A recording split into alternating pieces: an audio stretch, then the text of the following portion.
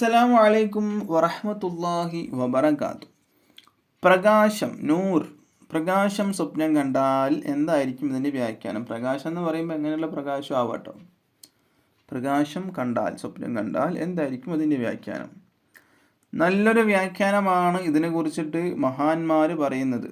മഹാനായ അലിയുൽ കുതുബി എന്നവർ അവിടുത്തെ ഒരു കിതാബിൽ 198 പേജിൽ പറയാണ്, ഉറക്കിൽ ഒരാൾ പ്രകാശം കാണുകയാണെങ്കിൽ, പ്രകാശം സ്വപ്നം കാണുകയാണെങ്കിൽ അതിൻ്റെ വ്യാഖ്യാനം സന്മാർഗം എന്നാണ്.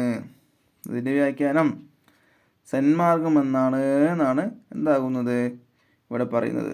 നല്ല മാർഗത്തിലാകും മോനെ. ഇപ്പം കാഫിറായി നടക്കുന്ന ഒരാളാണ് ഈ സ്വപ്നം കാണുന്നതെങ്കിലോ, ആ കാഫിറായ ആൾക്ക് എന്തുണ്ട്? ഹിദായത്തുണ്ട് എന്നാണ് മനസ്സിലാക്കുക. കാഫിറല്ലാത്ത ആളാണ്